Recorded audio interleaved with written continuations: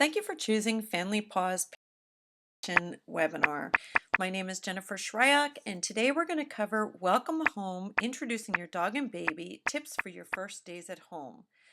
The years we've had so many people ask us so many different things, and I decided that putting together a webinar would be an awesome way to get the information out to you when you need it.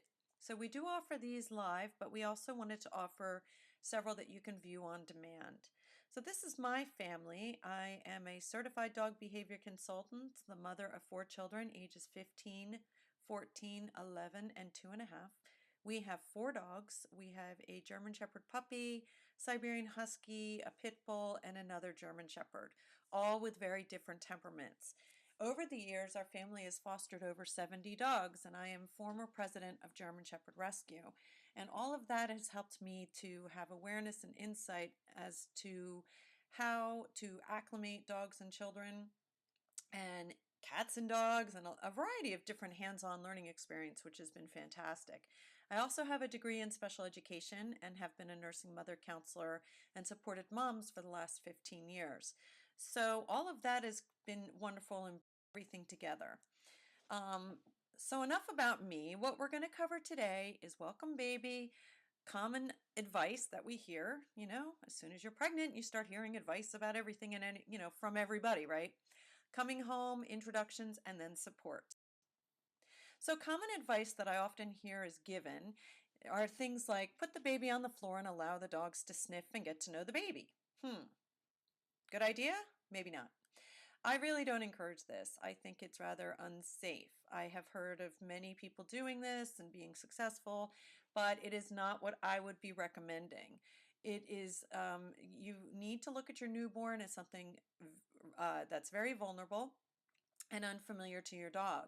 And doing this only allows your dog an opportunity to explore in a way that may not be quite what you had in mind. So it's really important that you control the kind of interaction that your dog is going to have. And especially with a brand new baby, your dog has no idea how valuable and how important. They do not perceive the newborn in the way that you and I do. So it is not something I recommend in any way. The next bit of advice that I hear an awful lot of, especially recently, is to keep a dog at a distance to show that the baby's alpha. This I also disagree with incredibly, because what I find is, first of all, there is no child or baby that is, quote, alpha. The whole theory on dominance and alpha and status and everything is kind of debunked anyway, but even implying that a newborn is going to be seen in the dog's eyes as an authority or higher up or someone to look to is just not safe.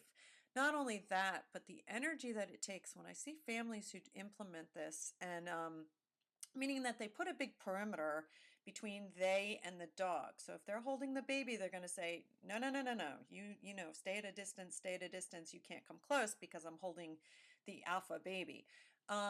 This creates quite a conflict for many dogs who just want to be with their adult people, right? So that can really create a negative association with the baby and cause conflict for the dog and the relationship with their trusted adults and all that. So it's not something I recommend. And the other aspect of that is it's really hard when you're tired and when your dog wants to see you and you're holding a newborn. It's hard to keep them at a distance. And what I find in that regard, what I find is the pressure to put on that it's put on parents to keep their dog at a distance. um, when they communicate that that's what they want, it comes out in a real negative way. I would much rather that you teach your dog what you want them to do versus telling them to stay away. So we'll talk about that today. And then the other thing that often I hear is to have someone else other than mom or dad bring the baby into the house. And I disagree with this. I think that nobody special needs to bring the baby into the house. All babies come home in their car seat, and certainly dad can bring the car seat into the house. And we'll talk about how we did introductions. I don't actually want an unfamiliar or non-parent bringing the baby in necessarily, unless there's a real reason for it. It's important that the parents are the ones that have the baby, and are in control and come home and do introductions at their own pace. So So those are just some of the that we often hear about. To me, the priority is always mom and baby and their recovery. It is so important after having a baby that you have time to recover properly and to have time bonding with your baby. So some of the plans, that you make, I mean, everybody makes a birthing plan and you just never know how it's going to go. That's the beauty of birth. It is, a bit out of our control. And so it's a great idea to have a backup plan for your dog, plan a little extended, have some plan A, B, and C so that your dog is accounted for and you don't have to stress and worry about that. So that if after having the baby, for example, you might have had an unexpected C-section or you're having some postpartum complications, you really want to make sure that you have a backup plan. So if you need the dog to be somewhere else for a period of time, that you're good with that. Again, you absolutely have time to do introductions. Do not feel a need to rush it your first days home, especially if you've had multiples or if you have complications. Introductions can wait. So my priority is always mom's recovery and family bonding, especially for those moms if they're planning on nursing, because that in itself takes some time and, a lot of really getting to know your baby. And so you really have that time. You may never feel as vulnerable as you're going to feel when you first bring home your newborn. Um, I remember strapping my son in in his car seat in the back seat of the car, and I never was so scared of, other people driving and everything else. And all of a sudden, our first ride with our newborn in the car, and it was like, whoa, my goodness, all these people are aiming for us. It is a vulnerable time. Hormones and instincts and everything kick in, so it's not unusual for people who normally have never viewed their dog as an animal, have always looked at them as a fur kid. It's not unusual for them to feel a little bit differently and a little hesitant about their dog around their new vulnerable tiny little baby. These are our four dogs, or were our four dogs at the time that we brought home our fourth baby, Kelsey Ann. And you know even I had quite was reminded of how vulnerable it does feel. So, despite planning ahead and knowing as much as I do and knowing that I'm in control, I still had a really hard time in those initial moments. It's normal to feel a little bit fearful. Um, and you have to honor those feelings and communicate with your partner and your spouse about how you're feeling, because that is directly going to impact the dog. If you're feeling anxious or nervous, you really want to you know, watch what kind of interaction your dog is observing. So it's normal to feel this way. It's normal to have a bit of fear. It's also normal to think your dog has grown huge teeth while you were gone. But, it just take a deep breath. It's gonna, you are in control. So we're going to help you with tools to make this a little easier for you. Some of the suggestions, and let me tell you what we did. What we did was we brought Kelsey in her car seat home, and we sat the car seat in the middle of our kitchen table, and we put the chairs around the table, and I sat down next to the table with and allowed 3 out of 4 of my dogs to greet me. Now, you know, I, it- you know, I had 4 hours of sleep in 4 days and I was exhausted. I was happy to be reunited with my dogs. Baby was sleeping. It was really nice. I say we reunited with 3 out of 4 because I wasn't ready for the energy of Mr. Enthusiastic, Windsor, and I'll tell you about that. Um, it's really nice to do it. Car seats, they have, you can lean them back and stabilize them so they won't slide and you don't have to worry about that. So that's fantastic. And it's a really safe thing to do. Your dog does not need to be up close and personal, does not need to be in your baby's space. They don't need to sniff and lick and do all that. A distance is totally fine. But you do want to reunite with them in a way that's comfortable for you, and only if you're feeling comfortable. If you're not feeling calm and comfortable, then it's maybe not the right time, and you might want to give it a little time before you do that introduction. So, again, you don't get to do that again, so you don't want to make it stress. What I get concerned about is if people have their dogs on leash and someone is feeling anxious or nervous and pulls back on the dog. We really don't want to do that. We want to guide the dog, direct the dog, That's what I recommend. What to consider: comfort level, emotionally and physically. Again, I mentioned that I was not physically feeling up to meeting and reuniting with my Windsor.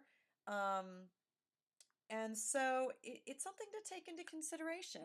If you're not feeling physically ready, it's okay. You need to give yourself time to recover. And it might be a good idea that your dog stays away for an extra day so you can come home and have that time to settle in. Or you might feel great and you might be ready to be found to be pretty helpful. At the time that we brought our fourth daughter home, Kelsey Ann, we had these four different dogs. All were rescue dogs and each with very different histories. Some we knew, some we didn't. So Corinne, the top left dog, is actually a Malamute Shepherd mix. She's a senior. So she was 13 years old when we brought Kelsey Ann home. She had already experienced a baby in the house and had grown up with my other three children.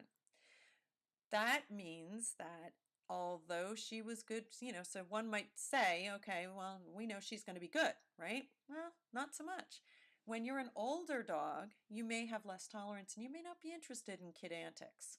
And so the whole newborn thing may be fine, but the toddler time may not be so fine. The other consideration is she had some medical conditions.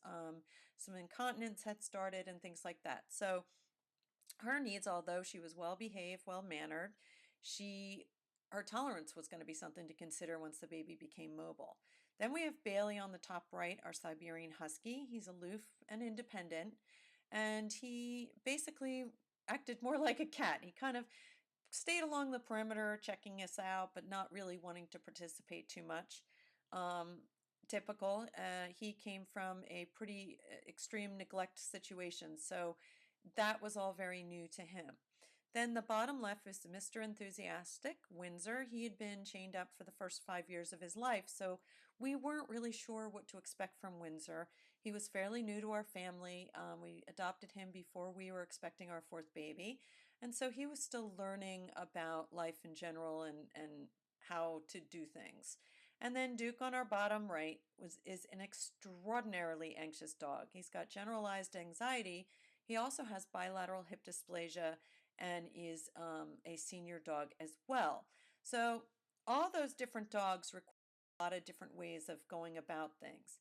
Anxious dogs, Mr. Anxious here, really would have been devastated if I did correction or told him no, he couldn't come close to me. I am his person, and I allowed him to come close. You can see in the bottom left photo, I have Kelsey Ann on a pillow, and Duke is sniffing her back. Now my hand's between them, and I have the pillow there, and I'm able as a barrier. But here's the thing, I have also very good control. If I tell him to calmly go lay down, that's exactly what he's going to do. Sometimes with anxious dogs, okay. Then Corinne, who again was our senior dog, she's very gentle, very calm, very loving. She also too followed cues very well, so could come over, sniff. I let her sniff Kelsey Ann's feet. No dog needs to be right up in the baby's face, so she sniffed the feet and then she just laid down and hung out with us.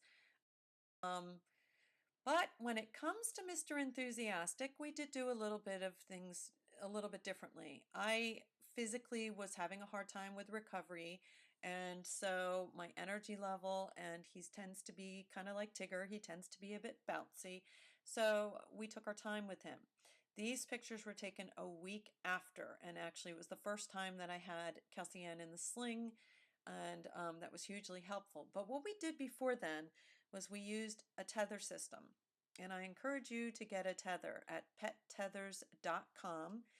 The reason tethers are so important and great during introductions is because it allows you to include the dog in the room. You need to practice with your tethers before you need it so that your dog is comfortable and relaxed and it's a positive experience. But I like to include the dogs in the room. Sometimes when we crate or gate our dogs, it's kind of out of sight, out of mind. If it's a plastic crate, you can't really observe what your dog is doing, and I think it's incredibly important that you're able to see what your dog is doing in response to the baby's sounds and everything that's going on. So that's why I like the tether, because it's actually letting the dog be in the room, but kind of limiting where they go. So I call that a success station. You're creating a success station so your dog has no way to fail. With Windsor, what we did was when I would nurse, I would sit in the glider and he would be attached to a piece of furniture across the room on a 4-foot tether. That's what we started doing. He had his bed there and he had treats there. I could toss treats to him and he was fine. Once he was fine with me walking around with Calciane in the room at a distance, visually seeing her at a distance, um, then while I'm tossing treats, and once he was fine with me doing that when Calcium was crying and he was on that 4-foot tether, then we extended the tether to 6 feet and we did the same thing. I wanted him to see me rocking her, at the 6 feet, on the 6-foot tether and be able to redirect him back to his mat, back to his toy. Then I wanted to be able to move around the room with her crying and with more stimuli. So that was the steps that I took. When I was finally able to put him on a tether long enough to reach me and to be around me when I moved around the room, then we were able to let him loose. Now, the reason we used a tether was because that way I could at any time move and leave, and because that way also he had no way to fail. He was not going to jump on me. He was not going to make some mistakes. He could observe from a distance and be safe and comfortable. And I could feel confident that he wasn't going to interfere with nursing or he wasn't going to jump on me or something like that. Again, I wasn't worried about aggression. I was more worried that he's so curious that even without intending to, he could easily hurt a 7-pound baby because he's got powerful paws. So I did find that the sling was incredibly helpful with introductions and in general, because what I liked about it is it contains the baby's arms and legs. So the dog doesn't have all that stimuli to look at. They basically can see the head. So if baby has startle reflex, occasional when they go and they kind of get jump a little bit, your dog is not so much exposed to simple things like that. They just see the baby, they can smell. It's not as exciting as dangling feet and arms flying and things like that. The other thing I like about the sling is it gives the mom a little more comfort and support with the baby, and you usually have one hand free. And that's really helpful. And then I found this was just something kind of silly, but it was actually really helpful. I found that we had a lazy boy that had it swiveled, it turned, and then my office chair turns. I found that that was really handy too, because I wouldn't have to readjust the baby or move the baby. I could simply turn the chair to kind of block him if he was getting too close or obnoxious and not listening to cues. So all of those things were extraordinarily helpful for us. We did use a leash in the beginning. So when I was not letting him close, when I was holding Calciane, he was on a leash. My husband would hold him. We would still have him in the room and we would still include him. I just wasn't letting him come close to me when I was holding Calciane. I was tossing treats, making it positive, but because he can be a bit jumpy and we were still working on that, I didn't want to allow him too close. So we kept him on a leash. That way you can step on the leash. It's always a good option for management, especially if you're trying to change a dog's behavior or do something different. I always recommend a dog being on a leash. Um, I like a dog on a leash, sometimes on a harness, sometimes on collar, never ever on choke or prong. That's just very dangerous and not something I recommend. They drag around with that on. Again, I don't think chokes and prongs and e-collars are appropriate in homes with children, especially not in homes with newborns and babies. It is just not, those are not tools that I would be recommending. Um, okay, the bottom line to your success here is never ever allow your dog access to your newborn without full awake adult supervision.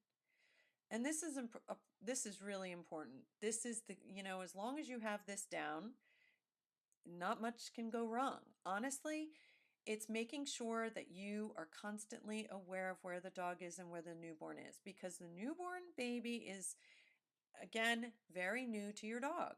And they cry and they have cries that like alarms and they're meant to be alarms. Um, Newborn cries, especially with premature babies or smaller babies, tend to be very squealy. And again, this is an unfamiliar living creature that is coming into the house that your dog does not understand, their role. Okay, so you really do need to keep that in mind. Um, so when it comes to making sure that there's full awake adult supervision, here's some things to consider. Sometimes people leave the hospital with some medications. Sometimes those medications can cause you to be very sleepy or, you know, not be so aware at times. So be sure wherever your baby is sleeping that your dog does not have access should you happen to fall asleep. So, for example, a co-sleeper next to the bed may be a great idea, but not if your dog's jumping up on the bed, okay, and you're sleeping soundly. That's not going to be a good idea. We always want to make sure mom and dad are first responders to a baby should they cry. You also want to be careful the kinds of equipment that you use. Some equipment really kind of is enticing. We are so into multitasking these days. I mean, it's really hard not to. And you know, there's so many things to do. There's following up on Facebook and there's posting and then there's, phone calls and all these different things that pull us in a lot of directions. The equipment entices you to actually leave the baby there so you can actually go get something done. It replaces your arms, right? So you really need to consider where your dog's going to be, where the baby's going to be, and make sure that you're taking precautions. There's no excuses for that. You have to seriously take that to heart and really follow through. That's a good thing to plan out ahead of time, is to practice what if, where's the dog going to go if this happens, and think about it from every room of the house. Um, Location of equipment is also important. Is it in a busy area? We use swings, there's all sorts of different baby equipments and, bassinets. It's important to consider where that goes. And then it's also really important that any other people who are going to be coming into your home caring for the baby follow the same rules and guidelines and expectations that you have set for yourselves. It's really important. You don't want someone thinking, oh, it's just a dog, and then allowing access. That's really dangerous. No one's going to supervise like mom and dad, and I really encourage you, if you're having a nanny or someone coming into the home or mother-in-laws or, family, I would encourage you to make sure that they're fully on board with the expectations that you have. And if you have any concerns about your dog, it's really important that you seek help from a professional and preferably someone who truly specializes in dog and baby safety. Um, there are many trainers who will offer dog and baby consultations, but we're starting to have more and more that are going to specialize in this, and I encourage you to reach out to someone who really does, because the recommendations can be very different in a home with a baby, especially for a newborn. So keep an eye out for that. And you can find people who are qualified at dogandbaby.com. So we always try to have somebody available to help you and answer your questions. Okay, be proactive. Be positive and sure that there's no access. Double check. I know it seems ridiculous, but we had a door that the dogs could nudge open. And if you have one of those doors, you need to make sure that there's a hook and eye or something up top that secures the door. So when you close it, you can be guaranteed it's actually going to be shut. The other reason is if you have children, other children, so say you have a newborn and you have a 3-year-old and then always remember, I mean, this is really the bottom line, is you're in control. If you have a plan and you take these active steps, then you can really help your dog build the bond. You're working on inclusion by using the tethers inside the house and including your dog and providing them with some yummy goodies, so that they have something to do and so that they're building a positive association with the baby. One of the things that I really strongly discourage people from doing is putting the dog outside and not allowing them, back into the house if they have an initial bad reaction. If your dog does respond to your newborn in a concerning way, um, which is not totally unusual, and if that does happen, you need to call us. You need to reach out and get immediate support. The worst thing that you can do is I mean, yeah, right away, it's okay to isolate your dog. But long term, it is not okay to isolate your dog. It is important that you get the support and help. Those initial first days don't necessarily show or indicate how your dog is going to handle the baby long term. They are just an initial response. So, do not panic, reach out for support and help. And we've worked with many families to help them help their dogs be successful, feel comfortable when it's appropriate. There are times that it's not appropriate, but it's really important that you seek the help of a professional who's experienced with that so that they're able to guide you through that situation. Um, it's not forever that you're going to have this very strict management. Obviously, as babies grow and kids grow, there are going to be different stages of development, different stages of management. And our programs cover that and really focus on the changes in child development along with what kind of management changes need to be made for the different stages your baby is going through. Crates, gates, tether, rotate. Tethers are totally fine to use in the beginning when your baby is not moving around on the floor or not able to get to the dog. But as soon as babies are mobile or able to reach the dog, tethers no longer can be used because it confines the dog. So tethers are meant to help inclusion initially in the first newborn and young baby up to about 3 months, and then we need to find another option outside of tethering. But doing that in the beginning really helps to include the dog and set them up for success for the next stage. So that's what I definitely encourage. So you want to keep it simple, get support. I encourage you to follow up on your basic manners. Many times what we do is we take a class and we forget about practicing or we just don't find the time. It's so important, and basic manners when you have a newborn in the house come in handy. Being able to tell your dog sit or down or go to your spot or go get your ball or whatever it is not only decreases their stress, gives them something to do, but it keeps you feeling confident and comfortable that you're able to handle the whole situation. Have special frozen treats ready. So some suggestions that I have on that, like I said, it's good to get those frozen marrow bones, let the dog enjoy that in the yard, and then bring those bones in. You can stuff and fill those bones with all sorts of goodies. So one of the things that I've done is with a blender, I might throw in some water, throw in an egg, an entire egg with shell and everything, let that blend up nice, throw in some chicken that's left over from dinner, blend that up, maybe some potatoes, sometimes I do that, sometimes maybe some fish. Anyway, make it into like a pasty consistency. And then I might mix in, sometimes I mix in or sometimes I blend in a quarter cup of their daily amount of food so that they're getting protein, but they're also getting just a little bit of their daily amount of dog kibble. And then I'll stuff that into a frozen, whether it's a marrow bone or stuff it into a Kong or anything that they can safely enjoy and that can be frozen.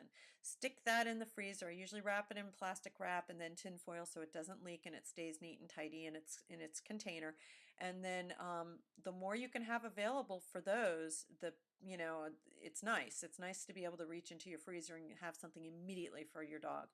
Um, Always remember that your dog is really wanting to know what you want them to do. They're not trying to get on your nerves. I know sometimes we think it, but they're really wanting to know from you what to do. And a lot of times it can seem like they're being really annoying, especially when you have a newborn because you're so distracted. You have so many things going on. And what worked for your dog previously is no longer going to work necessarily once you have a baby. So I do encourage you to try to remember that your dog is looking for guidance. It's important to direct them to what you want them to do. And then setting up success stations so they have the choice only to make good choices, okay? Ask for help with your dog. Neighbors, family, everybody always wants to pitch in and do something. You know, it's simple and easy for people to stuff the frozen food dispensing toys. It's simple and easy for them to take the dog for a walk or give you time to get a shower or take the baby so you can take the dog for a walk, whatever. So ask for help with the dog, ask for help with the baby, and give time to yourself so that you can recover, build that bond, and feel more relaxed. Final thoughts for today for the Welcome Home webinar are just your recovery is always the priority. That's our first priority, is mom and baby. If something feels unsafe, then chances are it is. Even, and I never question someone's feelings in that. Keep introductions short and sweet. Always remember that their different dogs have different needs, and it's so important that you get support. There are lots of places online to get support. There are doulas. There's an organization called CAPPA, CAPPA.org, and DONA, DONA.org, for postpartum doulas. And I encourage you to be sure that you get the support that you need, um, whether it's dog or baby related or just mom related. And enjoy this time. This is an amazing time in your life, and it is a time that you really need to be able to focus on you, your family, and baby. So with that, I really appreciate you taking the time to visit our webinar. You're in for a lot of lifelong lessons. There might be some bumpy paths along the way, but you will do great. And including dogs is a great gift for your children. And I hope that you appreciate this information. For more information, you can visit dogandbaby.com or familypaws.com.